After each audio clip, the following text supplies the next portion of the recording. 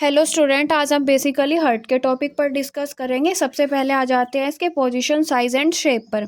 Heart in man is a hollow muscular conical organ in between the two lungs. Hollow होगा, muscular होगा और conical organ होगा। अब इसके बाद आती है इसकी protective covering. Heart is enclosed in a double walled membrane sac called pericardiums.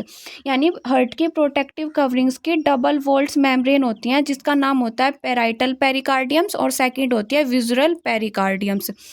यानी कि outer membrane and inner membrane. अब इन आउटर मेम्ब्रेन और इनर मेम्ब्रेन के बीच में एक फ्लूइड प्रेजेंट होता है, जिसको बोलते हैं हम पेरिकार्डियल फ्लूइड्स। ये हार्ट को प्रोटेक्ट करने का हेल्प करता है, बेसिकली रिड्यूस फ्रैक्शन करने में हेल्प करता है जब हार्ट पंप करता है। Structure, human heart complete 4 chamber. Basically heart के 4 चैम्बर्स प्रेजेंट होते हैं, जो right atrium, right ventricles, left atriums and left ventricles होते हैं। बेसिकली अगर सिंगुलर होगा तो उसको क्या बोल देंगे हम?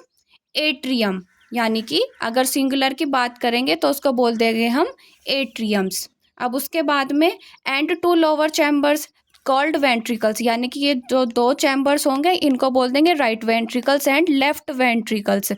अब बेसिकली जो राइट वेंट्रिकल्स होगा और लेफ्ट वेंट्रिकल्स होगा, यानी कि हार्ट का जो राइट वाला पार्ट होता है उसमें होता है डीऑक्सीजनेटेड ब्लड, और जो लेफ्ट वाला पार्ट होता है उसमें होता है ऑक्सीजनेटेड ब्लड। अब सुपीरियर वीना कावा होती है और इन्फीरियर वीना कावा होती है। बेसिकली ये कि मतलब एक टाइप की वेन्स ही होती हैं। अब हमारे हार्ट में या मान लो हमारी बॉडीज़ में आर्टरीज़ होती है और विंस होती है। आर्टरीज़ क्या करेगी? हमारा जो हार्ट होगा वहाँ से ब्लड को दूर लेकर जाती है, और जो विंस होती है वो बॉडी पार्ट से ब्लड को हमारे हार्ट तक लेके जाती है। अब जो इन्फीरियर वीना कावा होगी, हमारी बॉडी में जो भी डीऑक्सीजनेटेड ब्लड होगा वो विंस के थ्रू इन्फीरियर वीना कावा में आता है और हमारे हार्ट तक पहुँच जाता है। यानी लोअर बॉडी पार्ट्स का जो डीऑक्सीजनेटेड ब्लड होगा वो इन्फीरियर वीना कावा से हार्ट में आ जाएगा, और जो अपर बॉडी पार्ट्स होगा वहाँ का जो डीऑक्सीजनेटेड ब्लड होगा वो सुपीरियर वीना कावा के थ्रू हार्ट में आ जाएगा। उसके बाद में जब डीऑक्सीजनेटेड ब्लड हमारे हार्ट में आ जाता है तो ये पल्मोनरी आर्टरीज़ के थ्रू लंग्स में जाता है। लंग्स में जाने के बाद में वो ब्लड ऑक्सीजनेटेड हो जाता है और दोबारा पल्मोनरी वेन्स के थ्रू हार्ट में प्रेजेंट होता है, और हार्ट के इस बार आता है वो लेफ्ट पार्ट पर। यानी सबसे पहले आएगा लेफ्ट एट्रियम में और फिर आएगा लेफ्ट वेंट्रिकल से।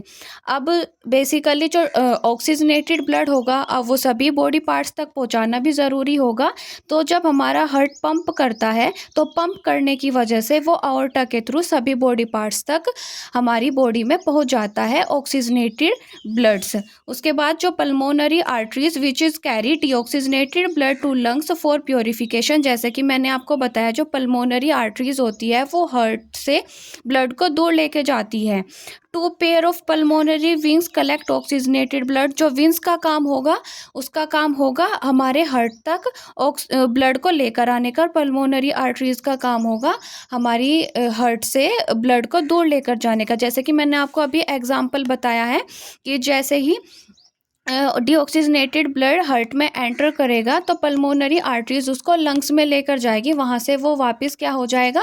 ऑक्सीजनेटेड ब्लड हो जाएगा, क्योंकि लंग्स में एल्वियोलाई होती हैं और एल्वियोलाई में जाएंगे ब्लड कैपिलरीज और वहाँ से वो उसको क्या कर देगी? ऑक्सीजनेटेड कर देगी।